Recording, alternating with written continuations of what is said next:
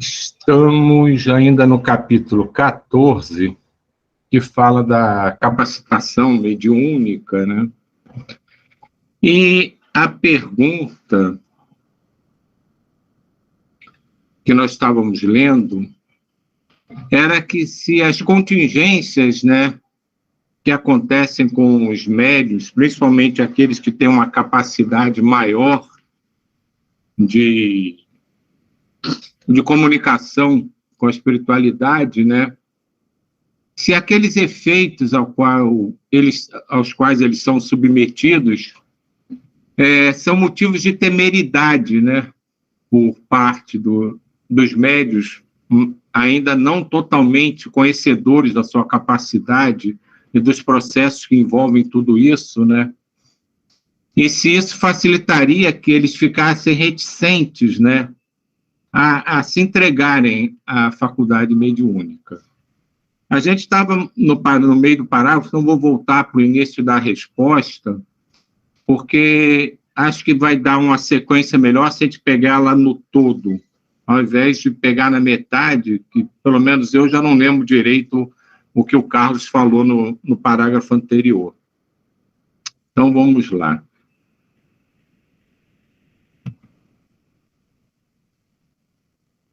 A mediunidade é mecanismo dinâmico de ligação, de transmissão e de recepção.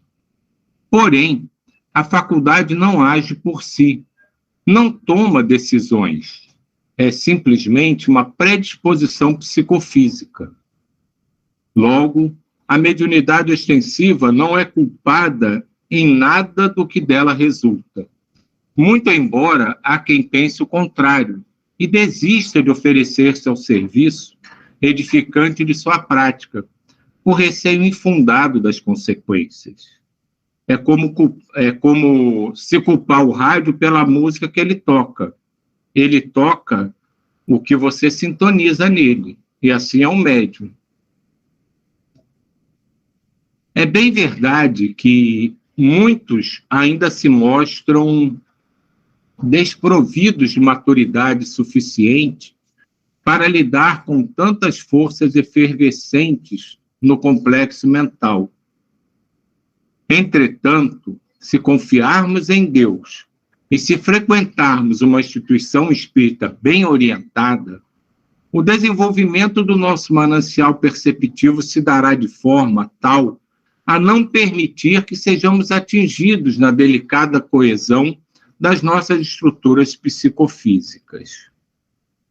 Contudo, os que abandonaram de modo próprio o estudo se esquivam de auxiliar o próximo, seja em que área for, acabam portadores de desequilíbrios pronunciados e até mesmo de obsessões complicadas de difícil tratamento.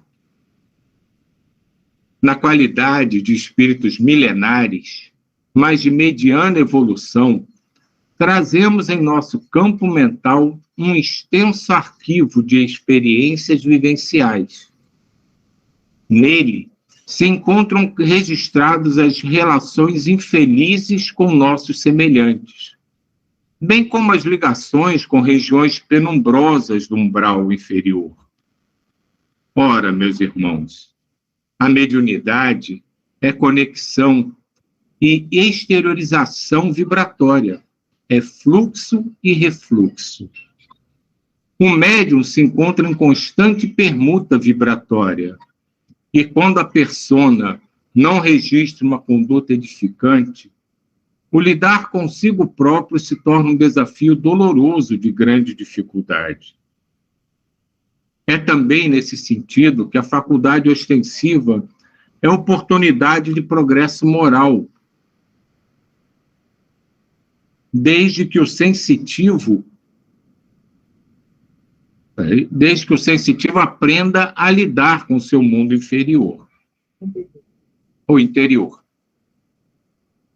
O médium que não sabe controlar a imersão de seus maus pendores torna-se suscetível de graves desequilíbrios. Assim, quem se evade das oportunidades de agir no âmbito do bem acaba por abafar interiormente os propósitos evolutivos e por se ressentir com as próprias dificuldades. Irmãos, diga. Sim, deixa eu só fazer um comentário nesse parágrafo. Se puder só voltar um pouquinho ali nesse parágrafo. Aqui. Ali tem uma parte que é... Eita! Peraí, foi mal. Opa! Tem uma parte que a gente fala bastante, mas é bom a gente colocar sempre esse ponto, quando ele fala aqui: ora, meus irmãos, a mediunidade é conexão e exteriorização vibratória, é fluxo e refluxo. O médium se encontra em constante permuta vibratória. É muito profundo, né? Porque aqui tem várias palavras-chave, né? Uma que é esse aspecto da conexão. Então, o médium e todos nós, pelos pensamentos, pelo sentimento, pelas nossas ações, a gente se conecta. Então, o tempo todo se conectando. Estamos conectados entre nós, com o mundo maior. Dependendo das situações, a gente se conecta com campos vibratórios dos mais variados matizes, né, das mais variadas formas. Então, essa ideia de conexão e de exteriorização, né, ao mesmo tempo que a gente também está absorvendo, a gente está exteriorizando essas frequências. E aí ele coloca aqui ainda, né, que se encontra em constante permuta vibratória. Então isso é aquele ponto que eles nos falam da vibração 24 horas, né? Você está o tempo todo nas frequências mais altas e procurando estar atento por conta dessa característica. Então, cada vez mais a gente percebe, e agora, no momento atual da humanidade, isso é bem mais palpável por conta da internet, por conta da facilidade de conexão. Isso nos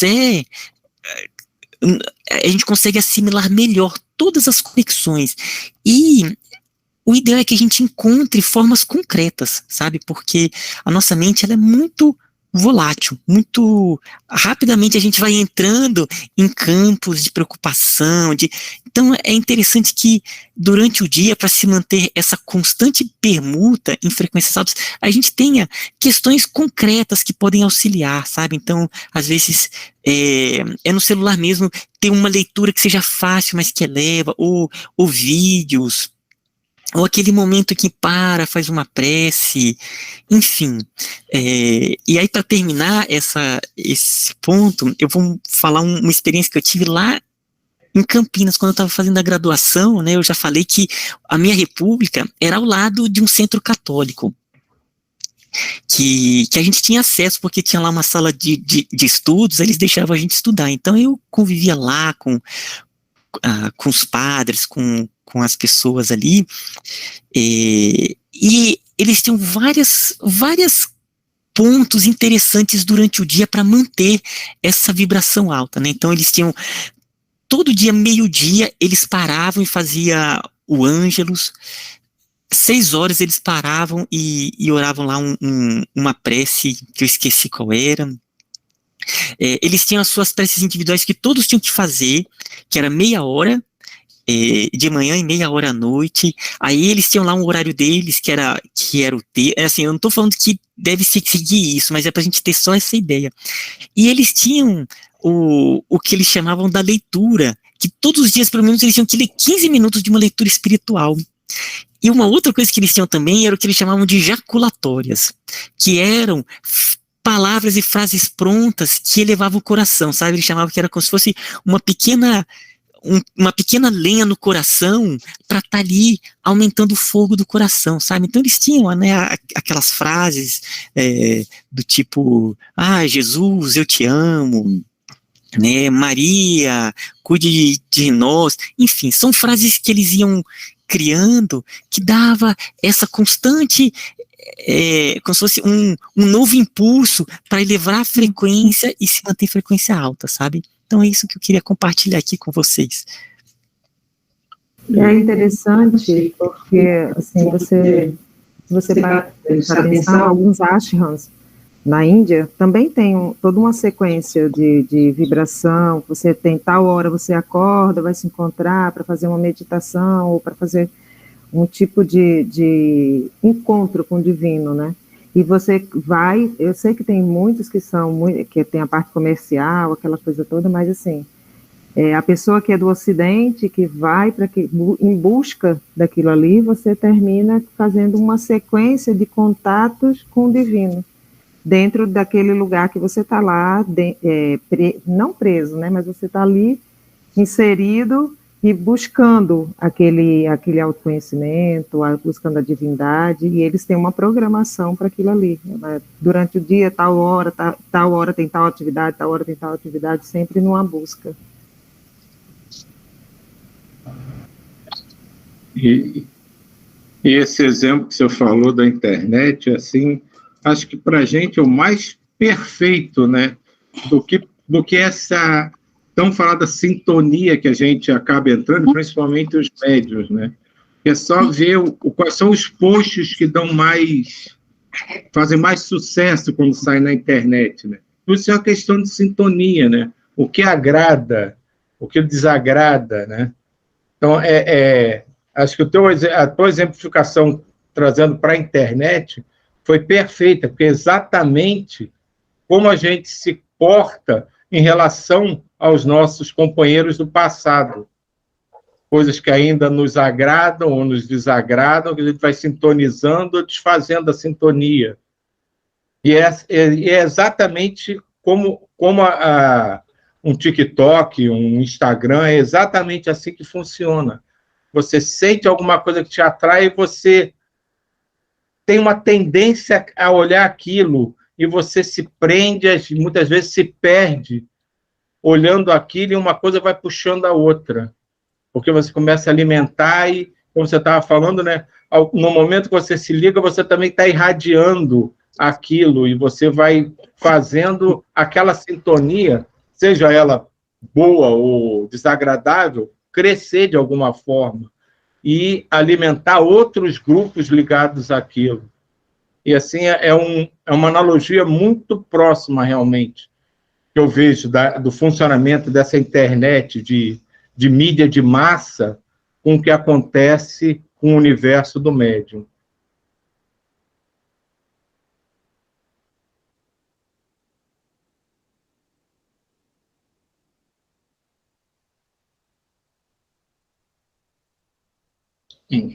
Gente, aqui para os irmãos, né?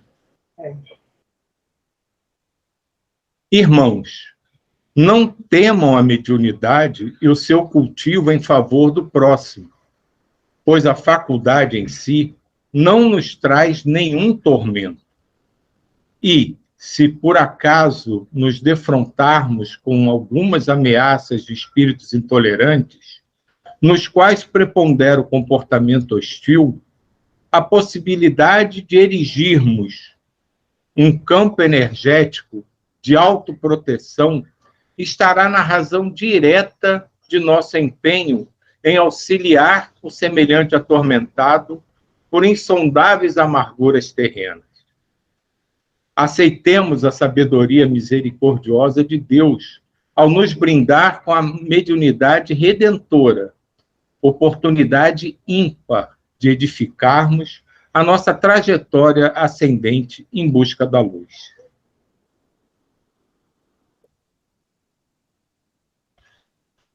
E vamos agora aos comentários do nosso querido Vitor. A misericórdia divina, sempre atenta às necessidades humanas, resolveu, por bem, fornecer em caráter de mandato aos espíritos endividados com a própria consciência a dádiva da mediunidade ostensiva, tendo em vista a pacificação interna do médium acometido de conflitos milenares. Eu acho que a gente tem que prestar muita atenção aqui nesse termo, espíritos endividados com a própria consciência. Então, quem se sente esses médiuns, esses espíritos que reencarnam e se acham devedores, é porque eles, de alguma forma, criam um processo de autoculpa. Não é a espiritualidade maior que os está culpando de nada, que ele não está sendo acusado de nada, são os desequilíbrios internos que fazem com que cada um de nós se acha culpado de ter errado em algum momento. Mas isso é uma situação criada por nós mesmos. E nesse momento a espiritualidade nos ajuda. Nos ajuda com a mediunidade, por quê? Porque através da mediunidade nós temos contato com outros espíritos que talvez se sintam iguais a nós. E compreendendo o que eles passam, nós também temos mais facilidade de compreender o que nós passamos. E ao mesmo tempo que nós ajudamos e acolhemos, nós somos acolhidos e nos autoacolhemos. E todos caminham bem.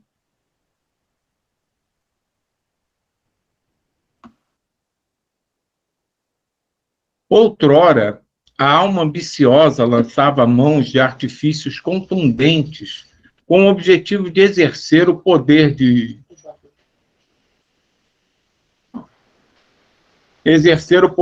mando e de submeter ao talante de sua vontade as criaturas indefesas. Hoje, só um minutinho que eu vou fechar a porta ali, que começou uma barulhenta obra. Hoje, de posse da instrumentação mediúnica, o sujeito assolado pelo complexo de culpa se propõe a vencer os velhos inimigos internos, a exemplo do egoísmo, dos vícios e da maldade, dedicando-se em campo mediúnico à batalha em prol da caridade indistinta, com o objetivo de reparar os males de outrora e de afinizar com o campo do bem. Nos tempos modernos, a mediunidade tarefa converte-se em valioso instrumento de obtenção da paz espiritual. O médium esclarecido, à luz da doutrina consoladora, age como tal nas 24 horas do dia.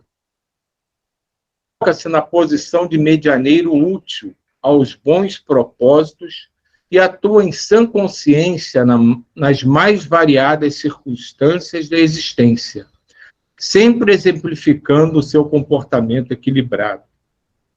A propósito, os mensageiros do alto, aqueles que enriquecem a literatura espírita com ditados mediúnicos proveitosos e instrutivos, não se cansam de valorizar o estudo metódico do espiritismo, de incentivar a aquisição de conhecimentos valiosos e de insistir no convite ao bom uso da faculdade redentora, com a qual incontáveis criaturas são agraciadas pela providência divina. Nesse último parágrafo, eu achei fantástico ele comparar ao médium, de certa forma, o que a gente busca nesse nosso trabalho. O médium esclarecido à luz da doutrina consoladora age como tal 24 horas por dia. Que é exatamente nós aqui, com a nossa mediunidade em graus totalmente diferentes, cada um tem um tipo de percepção, mas o que a gente procura? Manter essa ligação 24 horas por dia. E não é só pelos outros, é pela gente também. Quanto mais a gente consegue manter essa vibração na nossa mente, na nossa atmosfera vibracional, mais a gente reencontra espíritos muito, muito amigos, que de alguma forma estavam impossibilitados de se encontrarem conosco pelas barreiras que nós mesmos havíamos criado.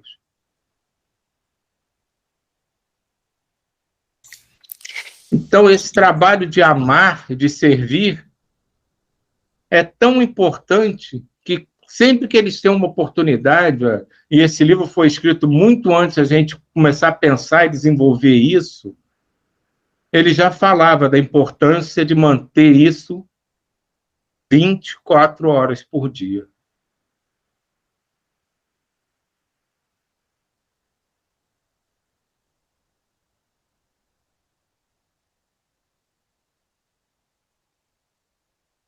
O pessoal está quietinho hoje. É uma bênção essa leitura, né? Com certeza. É uma bênção.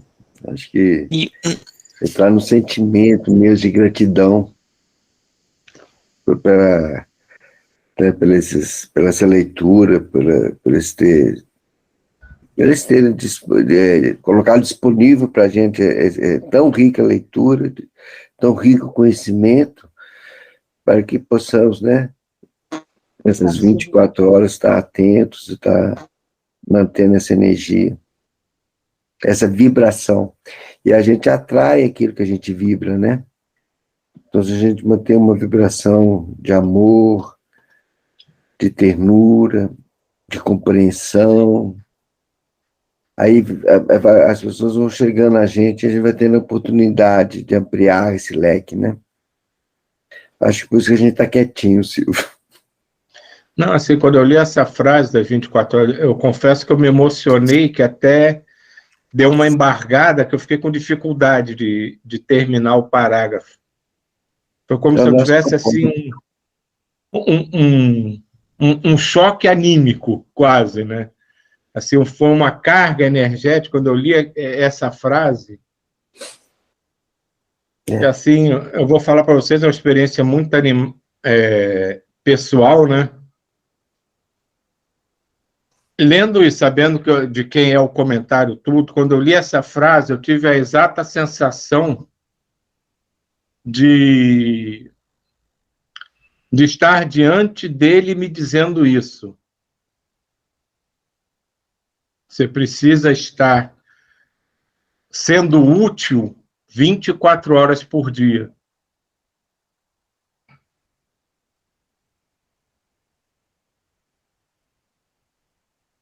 E realmente, como o Rômulo estava falando, esse pequeno trecho, né, do livro que a gente leu assim, muito contundente na quantidade de amor que a gente tem disponível para a gente usar em nosso benefício, em benefício de todo mundo que nos rodeia, né?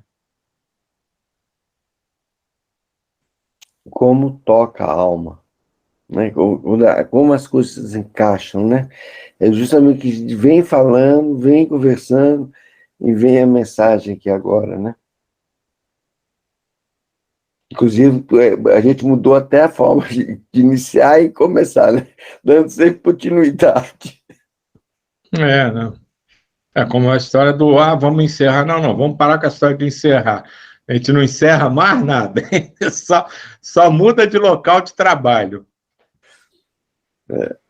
Mas como é importante a gente dar essa continuidade, né? Como a gente vai se elevando e como a espiritualidade toca a gente. Eu que agora estou sentindo um punhado de energia aqui.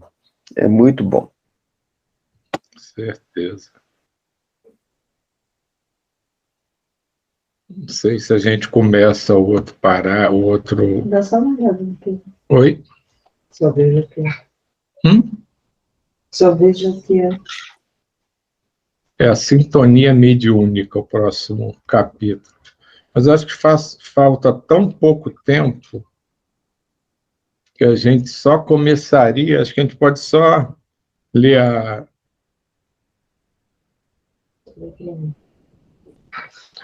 a citação inicial, né? Porque depois da capacitação, a sintonia mediúnica, né, tem tudo a ver, né, com o que a gente acabou de ler, né? E só para a gente ler essa citação, ora, como os espíritos também têm o poder de magnetizar, conforme as circunstâncias, podem dar propriedades curativas a certas substâncias. Se o Espiritismo revela todo mundo de seres pensando e agindo, revela também forças materiais reconhecidas que um dia serão aproveitadas pela ciência. Então ele entra muito forte no magnetismo, né?